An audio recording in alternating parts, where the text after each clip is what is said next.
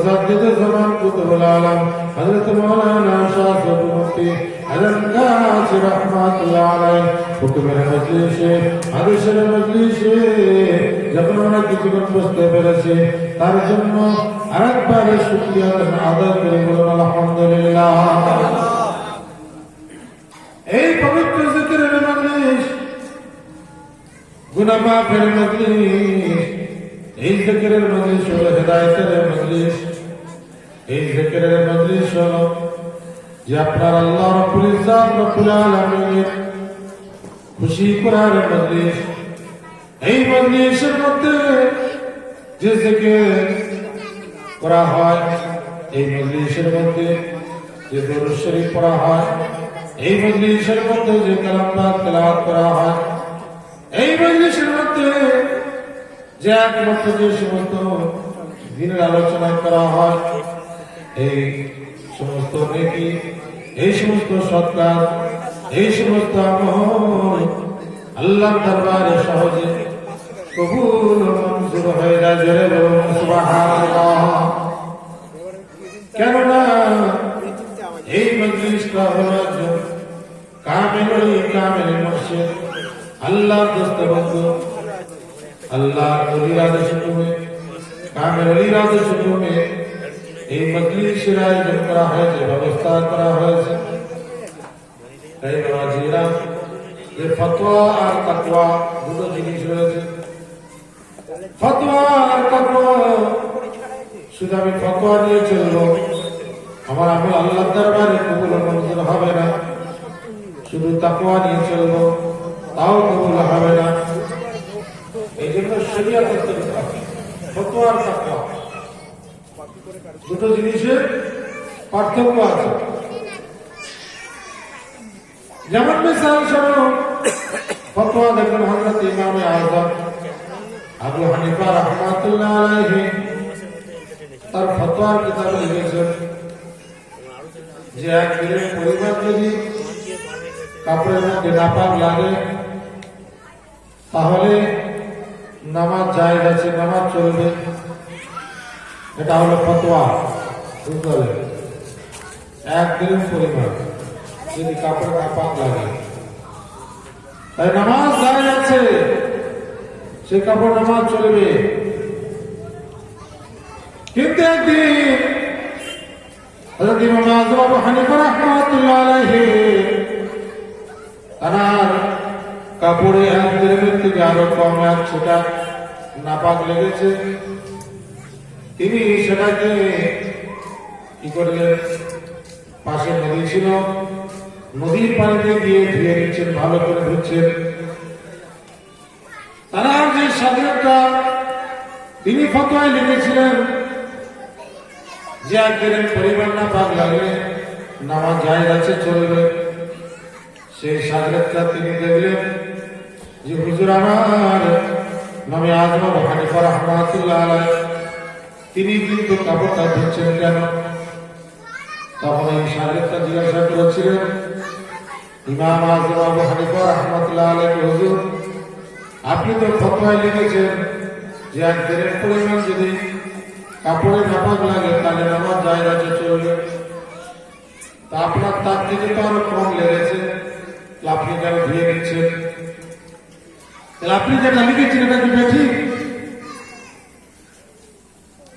হযরত ইমাম আযম আবু হানিফা রাহমাতুল্লাহ আলাইহি তিনি বললেন, বাবা আমি যেটা লিখেছি এটা ঠিক, আর আমি যেটা করছি এটাও ঠিক। তাহলে হুজুর হয়তো বুঝতে পারলাম।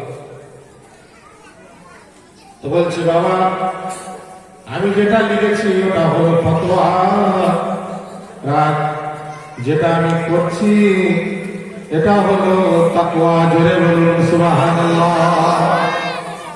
ফতোয়া আর তাকওয়া আলাদা। ফতোয়া ওটা জায়েজ আছে, কিন্তু তাকওয়া হলো যে আল্লাহর ভয়। আল্লাহর ভয়, যে আমার মনের মধ্যে যে এক ছিটা কথা গেলে কিন্তু আমার মনের মধ্যে তৈরি হচ্ছে যে আল্লাহর দরবারে কবুল হবে কি হবে না, এই জন্য আমি এটা নিখুঁত করার জন্য ধুয়ে দিচ্ছি। এটা হলো তাকওয়া। তাহলে ফতোয়া আর তাকওয়া দেখুন, তাকওয়া হলো ফতোয়ার থেকে আরো উপরে উচ্চ পর্যায়ে। এই জন্য ফতোয়া আর তাকওয়া, শরিয়ত আর তরিকত দুটোকে কিন্তু মানতে হবে। যদি না মানে একটাকে মানে তাহলে হবে না, দুটোকে মানতে হবে। শরিয়ত আর তরিকত, ফতোয়া আর তাকওয়া। তো কিছু দুনিয়ার আলেমরা শুধু ফতোয়া হিসাবে চলছে, বুঝতে পারলেন? কারণ সেটা জায়েজ আছে, কিতাবে এটা জায়েজ আছে, এটা চলবে। কিন্তু তাকওয়ায় যদি দেখা যায় তাহলে চলবে না। সন্দেহজনক জিনিস পরিত্যাগ করা, যেটা হাক্কানি দরবার থেকে বলা হয়েছে পরেজ করা, পরেজগারি যেটা বলা হয়েছে। তাহলে তাকওয়া এটা হলো নিখুঁত। এই তাকওয়া লাভ করতে হলে, এই তাকওয়া পেতে হলে একমাত্র কামেল ওলি আদেশ হুকুমকে মানতে হবে, তাহলে তাকওয়া অর্জন করা যাবে। তাহলে সে আল্লাহর খাস বান্দা হতে পারবে, তাহলে তার আমলটা সহজে আল্লাহর দরবারে কবুল ও মঞ্জুর হবে। জোরে বলুন সুবহানাল্লাহ। যেমন ধরুন, এই যে নামাজের পরে জিকির করা, ওজিফা পড়া হয়, আমরা অনেকে ওজিফা পড়ি নাই, চলে আসি। তো ফতোয়া হিসাবে যদি বলা যায়, কাউকে যদি জিজ্ঞাসা করা তুমি ওজিফা পড়া চলে যাচ্ছ, আমার কি গুনাহ হবে? ফতোয়া হিসাবে তুমি পড়ো নাই, ঠিক আছে, চলবে। কিন্তু যদি তাকওয়ায় ধরো, তাহলে তোমাকে ওজিফা পড়ে তবে আসতে হবে, তাহলে তুমি তাকওয়া অবলম্বন করতে পারবে। জেনে বলুন সুবহানাল্লাহ। বুঝতে পারলেন? আল্লাহ কোরআনে বলেছেন, ফাইজা কাদাইতুমুস সালাতা ফাযকুরুল্লাহ কিয়ামান ওয়া কুদাম ওয়া আলা জুনুবিকুম। যখন তোমাদের নামাজ পড়া হয়ে যায়, ফাইজা কাদাইতুমুস সালাত ফাযকুরুল্লাহ, তোমরা কিছুক্ষণ আল্লাহর জিকির করো। নামাজ পড়ো আল্লাহর জিকির, নামাজের মধ্যে আল্লাহর জিকির হয়ে যাচ্ছে। কিন্তু এখানে আয়াতের মধ্যে আল্লাহ বলছেন নামাজ পড়ার পরে, নামাজের মধ্যে আল্লাহর জিকির করা হলো, কোরআন পড়া হলো, আল্লাহ প্রশংসা করা হলো, নামাজের পরেও কিছুক্ষণ আল্লাহর জিকির করার কথা বলা হয়েছে। ফাযকুরুল্লাহ কিয়ামান, দাঁড়িয়ে হোক, ওয়া কুদাম, বসে হোক, ওয়া আলা জুনুবিকুম, অথবা শুয়ে হোক। যে তুমি বসতে পারো না, শরীর অসুস্থ, শুয়ে শুয়ে হলেও নামাজের পরে কিছুক্ষণ আল্লাহর জিকির করো।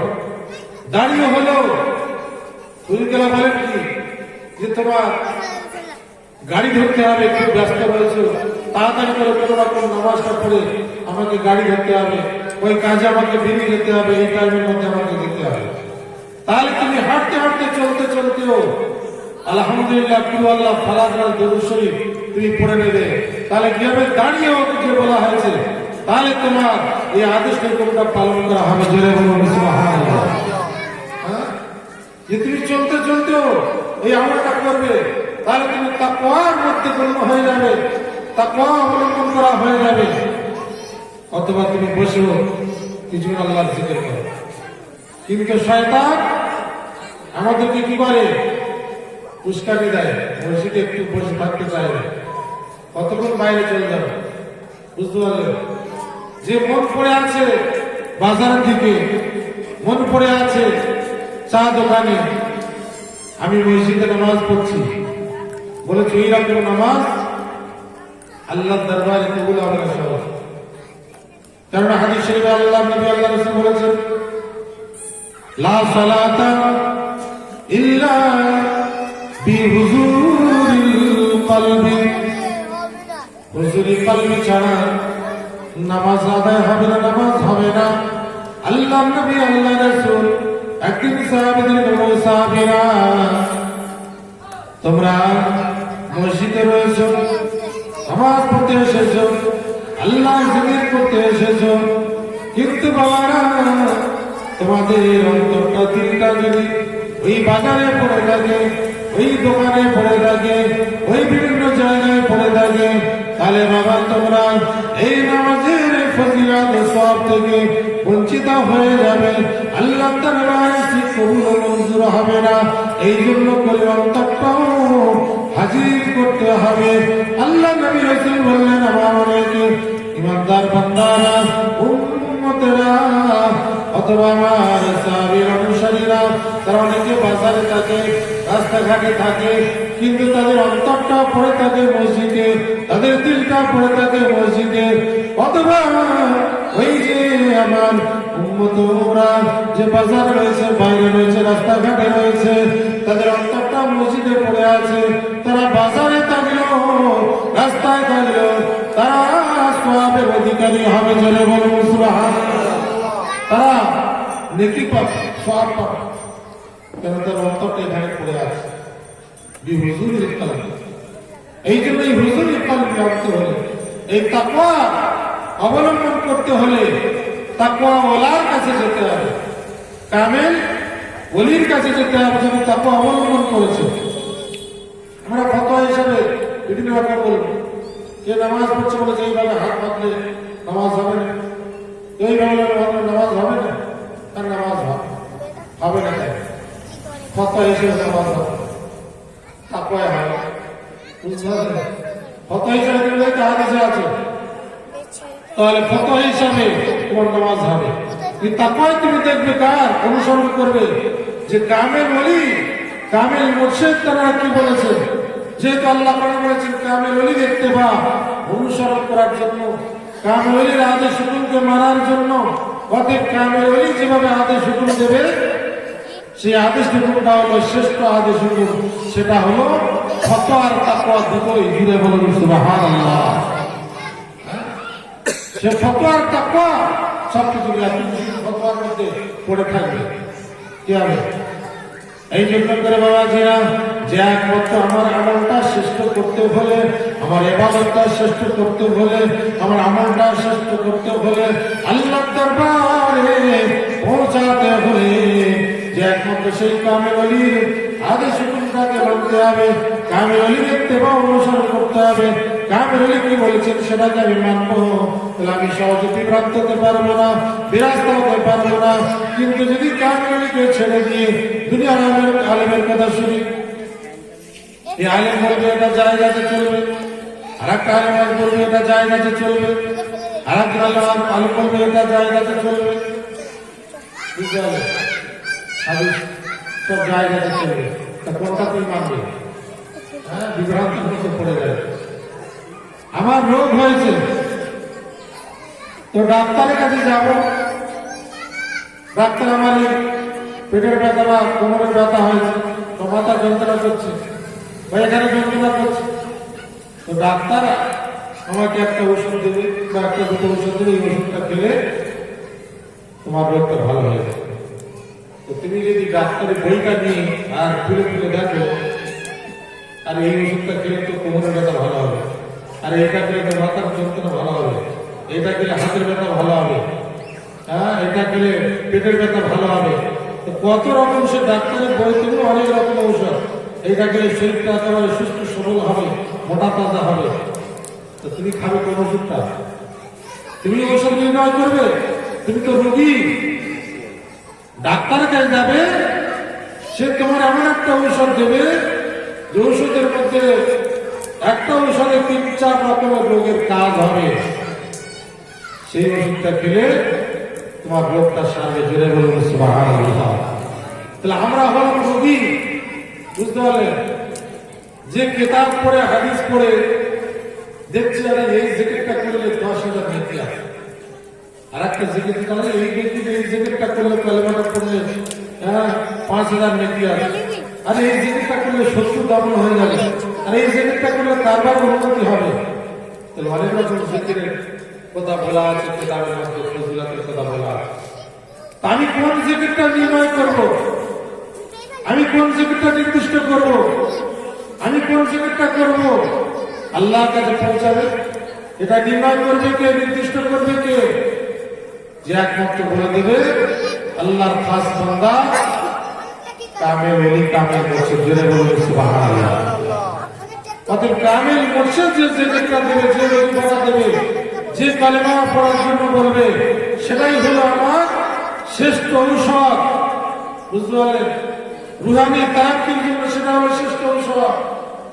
এই জন্য ভুলগুলা বলেন, যদি কিছু পড়তে হয় তো কোরআন ওজিফা পড়ো, আরো যদি কিছু পড়তে হয় কোরআন ওজিফা পড়ো, আরো যদি কিছু পড়তে হয় কোরআন ওজিফা পড়ো, কিছু বলতে হয় কোরআন ওজিফার কথা বলো, আরে কিছু বলতে হয় কোরআন ওজিফার কথা বলো।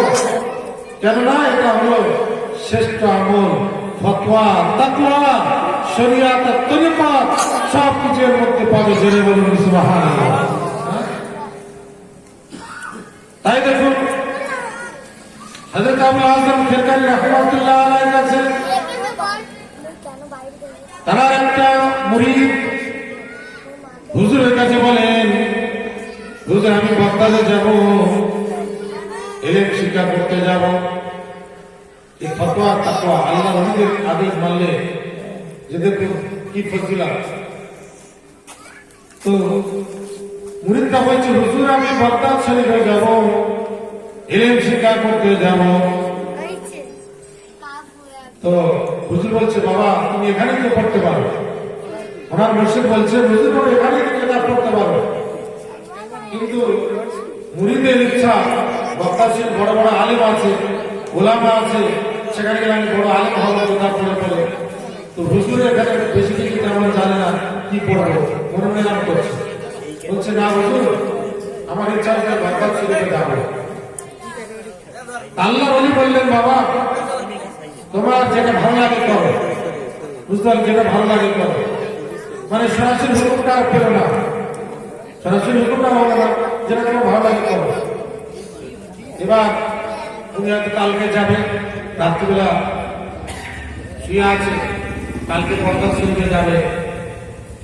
এবার রাত্রে স্বপ্ন তো দেখছে আল্লাহ নবীর খবরের মধ্যে এসেছে, আল্লাহ নবীকে দেখছে, আল্লাহ নবী রাসূল এসে বলছে, এই বেটা তোর মুর্শিদ যা বলছে তুই ওইখানে কিতাব পড়, ওইখানে তুই আসল ইলম হাসিল করতে পারবি। জোরে বলুন সুবহানাল্লাহ।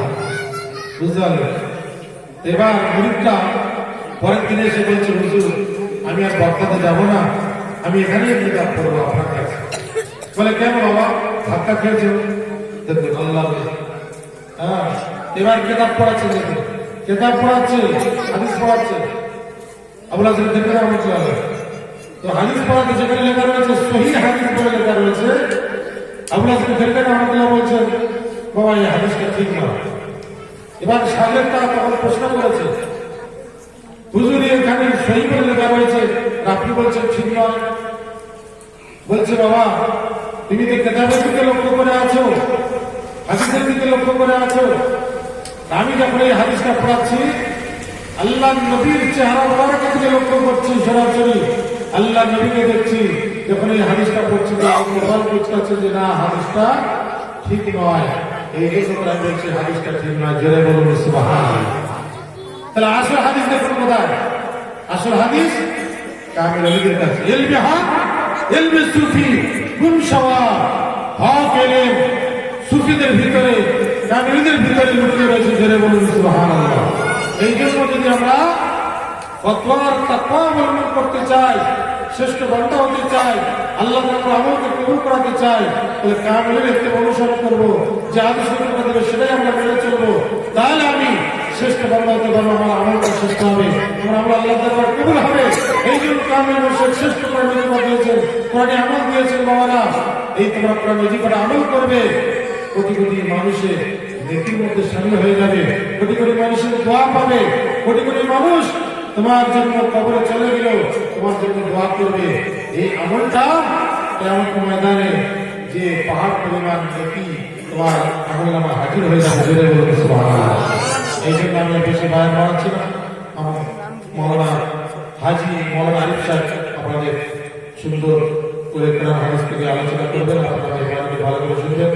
আশপাশে যারা এদিকে ঘোরাফেরা করছেন বেরমান প্রত্যেকে এই মজলিসে এসে বসুন, কামেল ওলির আদেশের মজলিসে বসে অশেষ ফয়েজ বারাকাত হাসিল করুন।